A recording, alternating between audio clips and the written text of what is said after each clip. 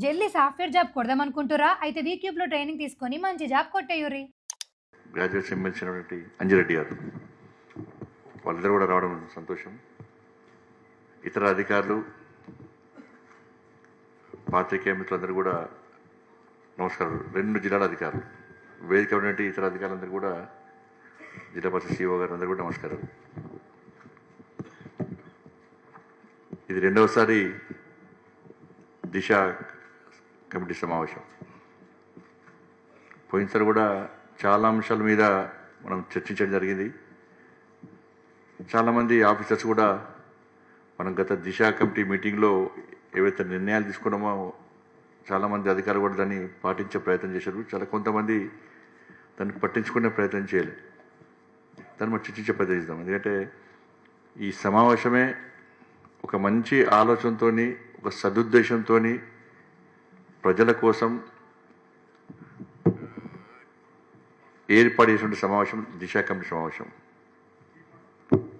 కేంద్ర ప్రభుత్వం యొక్క సంక్షేమ పథకాలు, అభివృద్ధి పనుల విషయంలో పర్యవేక్షణ ఉండాలి, వాటి మీద ఒక సమీక్ష జరగాలి, ఒక చర్చ జరగాలి అని చెప్పి ఒక ఆలోచనతో ఈ దిశ కమిటీ సమావేశాన్ని మనం ప్రతిసారి నిర్వహించుకుంటున్నాం.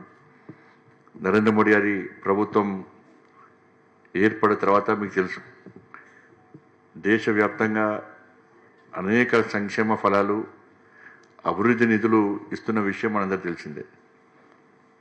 ఎందుకంటే ఇప్పటి కూడా ఆ వయసులో దేశ ప్రధానిగా ఉండి ప్రతిరోజు 18 గంటల పాటు శ్రమిస్తున్నటువంటి గొప్ప వ్యక్తి దేశ ప్రధాని. కాబట్టి అభివృద్ధి విషయంలో, ఈ సంక్షేమం విషయంలో ఇక్కడ కూడా కాంప్రమైజ్ కారు. ఈ దిశ కమిటీ సమావేశంలో కూడా పార్లమెంట్ సభ్యులు పార్టీలకు అతీతంగా, ఈ పార్టీ ఆ పార్టీ అని కాకుండా తప్పకుండా సమీక్ష చేయాల్సిందే, మాకు ఫీడ్బ్యాక్ ఇవ్వాల్సిందే. దాని ద్వారా ఇంకా మనం ఏం చేయగలుగుతాం, ప్రజలకు ఏ విధంగా చేరువగలుగుతాం, ప్రజల సమస్యను ఏ విధంగా తీర్చామని చెప్పి ఆలోచనతో నరేంద్ర మోడీ గారి ప్రభుత్వం, కేంద్ర ప్రభుత్వం ఇవాళ ఈ కార్యక్రమాన్ని ముందుకు సాగించే ప్రయత్నం చేస్తున్నది. కరీంనగర్, సిరిసిల్ల ఈ పార్లమెంట్ నియోజకవర్గానికి సంబంధించి ఈ 2 జిల్లాలకు కూడా ఒక మంచి అధికారులు ఈ 2 జిల్లాలో ఉండడం, ఎందుకంటే అభివృద్ధి కార్యక్రమాలు జరుగుతున్నాయి, ఇది విజయవంతమవుతుంది అంటే దాని ప్రధాన కారణం మీ అందరి యొక్క సహకారం. స్టేజ్ మీద కూర్చున్న అధికారులు, దాంతోపాటు ఇవాళ ఈ సమావేశానికి హాజరైనటువంటి జిల్లా స్థాయి అధికారులు, మీ అందరి యొక్క సహకారంతోనే అభివృద్ధి సాధ్యమవుతుంది, సాధ్యమైంది కూడా చాలా సందర్భాలు. దీని అందరికీ మీ అందరు కూడా పార్లమెంట్ సభ్యునిగా వేదికమైన అధికారులకు, ఈ సమావేశానికి వచ్చేసి మీ అందరు కూడా కరీంనగర్ పార్లమెంట్ నియోజకవర్గ ప్రజల తరఫున, నా తరఫున మీ అందరు కూడా హృదయపూర్వక అభినందనలు. కష్టపడి పనిచేస్తున్నారు కాబట్టి చాలా సంతోషం. ఎందుకంటే నేను కూడా ధైర్యంగా పనిచేయగలుగుతున్నా. కాబట్టి మనం అభివృద్ధి విషయంలో కూడా చాలా సందర్భాల్లో మనం నిధులు తీసుకొచ్చే ప్రయత్నం చేస్తున్నాం. మీరు గతానికి ఇప్పటికి పోటీ చూడండి, ఎక్కడ కూడా కాంప్రమైజ్ కాకుండా కష్టపడి మనం గెలిచినాం. కాబట్టి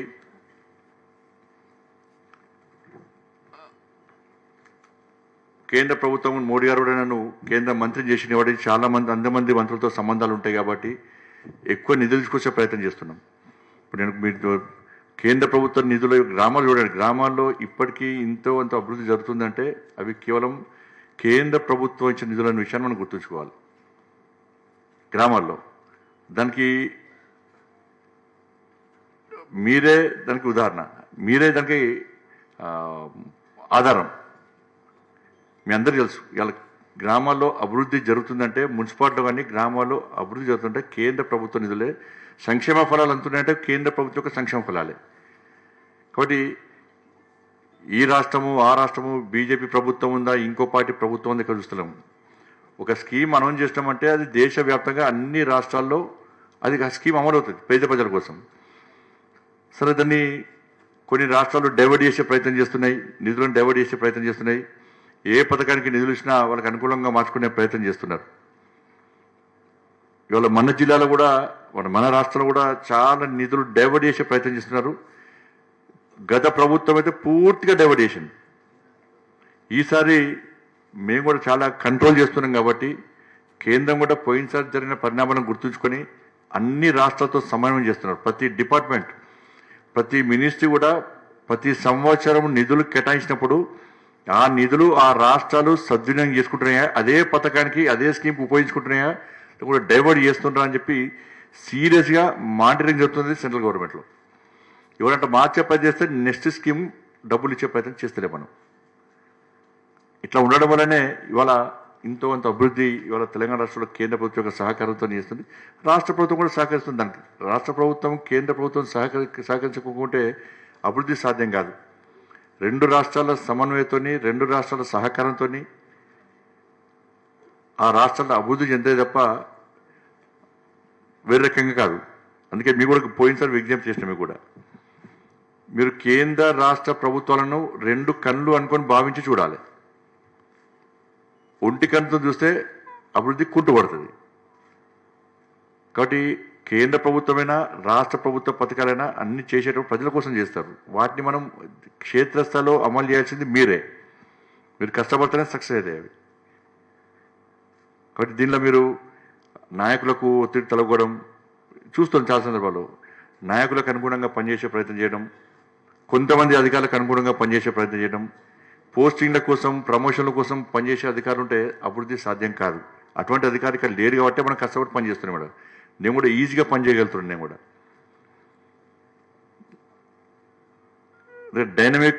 డైనమిజం ఉండాలి మనకు. ఫ్యూచర్లో మా నాన్న మా అమ్మ ఫలానా అధికారి నిజాయితీగా నిబద్ధతతో పనిచేసిందని చెప్పి మీ పిల్లలు చెప్పుకునే స్థాయి ఉండాలి. మీ పిల్లలు రోడ్ల మీద వెళ్తుంటే హే మా నాన్న ఈ ఆఫీసరు, అలా మీ నాన్న ఈ ఆఫీసర్ ఆరా, మీ అమ్మ ఈ ఆఫీసర్ ఆరా అని హేళన చేసే పరిస్థితి ఉండదు. మనం చేసేది మన పిల్లల కోసం. సొసైటీలో మన పిల్లలకు గుర్తింపు రావాలంటే మనం కష్టపడి నిజాయితీతో నిబద్ధతతో పనిచేయాలి.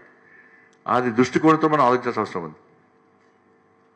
కానీ అభివృద్ధి విషయంలో కూడా ఇవాళ కరీంనగర్ స్మార్ట్ సిటీకి నేను ఎంపీ అయిన తర్వాత స్మార్ట్ సిటీకి 857 crores తీసుకొస్తాం మనం.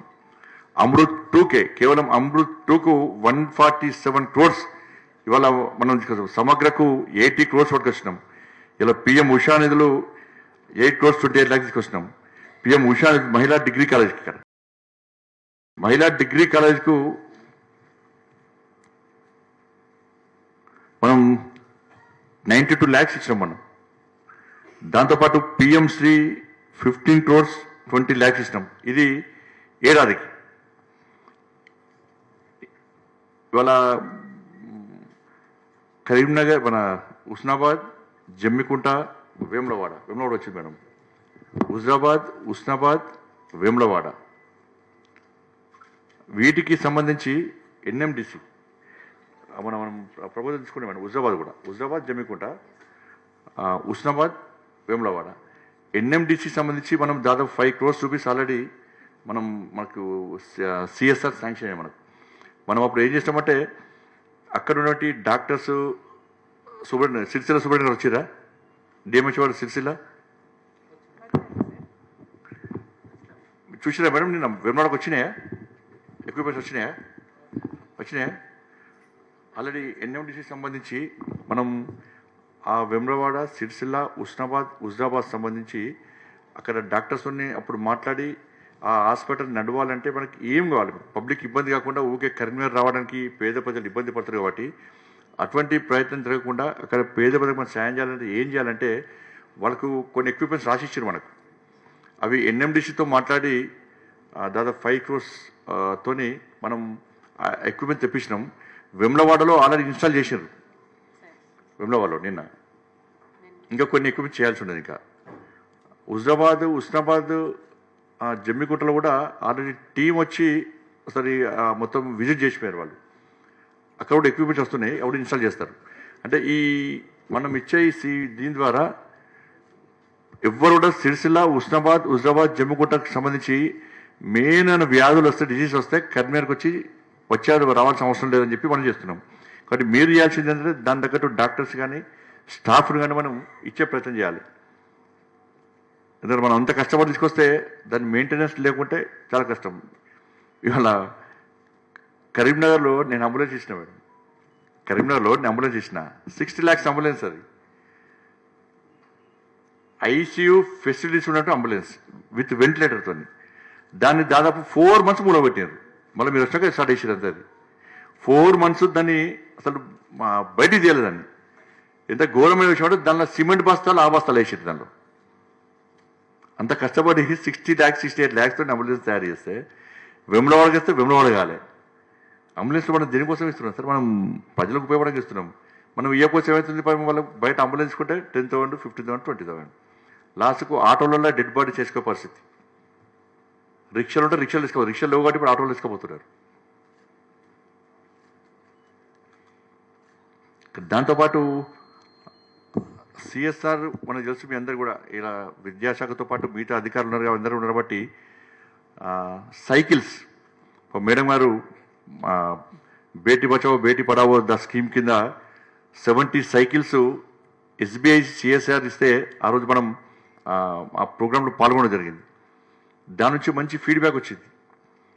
దీని ద్వారా ఏంటంటే గవర్నమెంట్ స్కూల్లో అటెండెన్స్ పెంచడం, గ్రామాల్లో పేద విద్యార్థులు ఉదయం నుంచి సాయంత్రం వరకు స్కూల్ పోవడం, 10th క్లాసు ప్రైవేట్ క్లాసెస్ ఉంటాయి, మార్నింగ్ స్పెషల్ క్లాసెస్ ఉంటాయి, ఈవినింగ్ స్పెషల్ క్లాసెస్ ఉంటాయి, ఇక్కడ పోవడం ఇబ్బంది అవుతుంది అని చెప్పి, డ్రాప్అవుట్స్ ఎక్కువ అవుతుందని చెప్పి ఆలోచించి మనం సిఎస్ఆర్ ఫండ్స్ ద్వారా కరీంనగర్ పార్లమెంట్ నియోజకవర్గంలోని ప్రభుత్వ పాఠశాలలో చదివే విద్యార్థులు అందరూ కూడా సైకిల్స్ ఇచ్చినాం మనం. ఒక వెమ్లవాడకు ఇంకా రావాల్సి ఉంటే కొంచెం ఫ్లడ్ ఆ ఎఫెక్ట్ వల్ల హర్యానా నుంచి సైకిల్ రావాల్సి ఉంటే కొంచెం అయినాయి. ఒక వెమ్లవాడ కాన్ఫరెన్స్ మిగతా దాదాపు అన్ని స్కూళ్ళలో కూడా మనం దాదాపు 15,000 సైకిల్స్ ఇచ్చినాం మనం. 15,000 సైకిల్స్ దేశంలో ఎక్కడ ఇవ్వలే. ఇంకో 5,000 సైకిల్స్ బయట కొంచెం పేదవాళ్ళు వస్తే వాళ్ళకు కూడా ఇచ్చే ప్రయత్నం. దాదాపు 20,000 సైకిల్స్ మనం 6 months లోపల కరీంనగర్ పార్లమెంట్ నియోజకవర్గంలో పేద విద్యార్థులకు ఇష్టం. 20,000 సైకిల్స్ ఇవన్నీ కూడా అందరూ మీరు కూడా చూసారు. అందరూ కూడా ఆర్ఓబి కానీ మన రైల్వే స్టేషన్ చూడండి. మీరు రైల్వే స్టేషన్లో 29 crores తోని రైల్వే స్టేషన్ను పూర్తిగా మనం ఆధునీకరించే ప్రయత్నం చేస్తున్నాం. సిఆర్ఎఫ్ ఫండ్స్ తెలంగాణకు గత సంవత్సరం సిఎస్ఆర్ ఫండ్ సిఆర్ఎఫ్ఐ ఫండ్స్ సిఆర్ఎఫ్ని 800 crores ఇస్తే కరీంనగర్ పార్లమెంట్ నియోజకవర్గానికి 319 crores కరీంనగర్ పార్లమెంట్ వచ్చాం పోయినసారి. ఈసారి 700 crores ఇస్తే 170 crores వాళ్ళ కరీంనగర్ కోటకు వచ్చినాం. మనం కరీంనగర్ పార్లమెంట్కి వచ్చినాం. అందరూ గన్నేరువరం నుంచి కాజీపూర్ వరకు బ్రిడ్జ్, ఇది దాదాపు ఒక 30-40 సంవత్సరాలుగా అక్కడ ప్రజలు కోరుతా ఉన్నారు దాన్ని. గన్నేరువరం నుంచి కాజీపూర్ వరకు, చింతగుట్ట ఏరియా వరకు అది తిరిగి వస్తే 40 kilometers దూరం అవుతున్నది. ఇక్కడ నుంచి ఇక్కడికి 3-4 kilometers వస్తున్నది. డ్యామ్ మధ్య నుంచి బ్రిడ్జ్ కోసం 77 crores మొన్న తీసుకొచ్చిన. 77 crores గన్నేరువరం బ్రిడ్జ్ కోసం 30 years నుంచి అక్కడ పబ్లిక్ అంతా ఫైట్ చేస్తున్నారు. నా దృష్టికోణం కూడా అలవెట్టారు పోయినసారి. కాబట్టి ఈసారి మాట్లాడి తీసుకొస్తాం. అట్లే విధంగా ఆర్నకొండ నుంచి మల్యాల వరకు, ఆర్నకొండ, చొప్పదండి, రామడుగు, గంగాధర, కొడిమ్యాల్, మల్యాల్ ఈ మండలాలను కలుపుతూ 50 crores తోని సిఆర్ఎఫ్ ఫండ్స్ ఇవాళ మొన్న శాంక్షన్ చేసినాం మనం. సిరికొండ నిజామాబాద్ కలిపే రోడ్డు కూడా 29 crores మనం తీసుకొస్తాం మనం. ఈసారి సిఆర్ఎఫ్ సంబంధించి కరీంనగర్ పార్లమెంట్కే హైయెస్ట్ నిధులు వచ్చినాయి సార్. సిఆర్ఎఫ్లో తెలంగాణలో హైయెస్ట్ కరీంనగర్కే. ఎక్కువ బడ్జెట్ ఇచ్చింది కూడా మనకే 77 crores. కానీ సడక్ యోజన విషయంలో కానీ ఈజీఎస్ విషయంలో కానీ మనం ఎక్కువ నిధులు తీసుకొచ్చే ప్రయత్నం కరీంనగర్ చేస్తున్నాం. ఇలా శాతవాణి యూనివర్సిటీ కూడా నిధులు తీసుకొచ్చే ప్రయత్నం చేసినాం మనం. జమ్మికుంట కూడా 10 crores ఈ 15 days కూడా 1 శాంక్షన్ అవుతున్నాయి. ఖేలో ఇండియా పేరు మీద మనం ఒక స్టేడియం నిర్మాణం చేయాలని చెప్పి జమ్మికుంటలో కూడా ఇట్లా కరీంనగర్ స్టేడియంను ఏ విధంగా అభివృద్ధి చేసినామో అదే స్థాయిలో మనం జమ్మికుంట కూడా 10 crores తీసుకొచ్చి ఖేలో ఇండియా మీద శాంక్షన్ చేసేటువంటి అవకాశం ఉంది. కాబట్టి ఇవన్నీ నిధులు తీసుకురావడానికి నేను సిద్ధంగా ఉన్నా. మీరు కూడా చాలామంది సహకరిస్తున్నారు. ఇంకా మీకేమన్నా ఆలోచనలు ఉంటే మనం మీ డిపార్ట్మెంట్లో మీ శాఖలో మీకు ఎక్కువ ఆలోచన ఉంటుంది కాబట్టి వాటిని గుర్తించి మీ కొత్త ఆలోచనలు చెప్పండి. ప్రజలకు ఉపయోగపడేది, సమాజానికి ఉపయోగపడేది, అభివృద్ధి విషయంలో కానీ సంక్షేమ విషయంలో కానీ మీరు చెప్పే ఆలోచనలకు నేను కట్టుబడి ఉంటా. నా వంతుగా నేను కేంద్ర ప్రభుత్వం నుంచి ఇంకా నిధులు తీసుకొచ్చే ప్రయత్నం చేయడానికి నేను సిద్ధంగా ఉంటా అని చెప్పి మీ అందరికీ విజ్ఞప్తి చేస్తూ మీటింగ్ స్టార్ట్ అయింది. మీడియా మిత్రులందరూ కూడా ధన్యవాదాలు.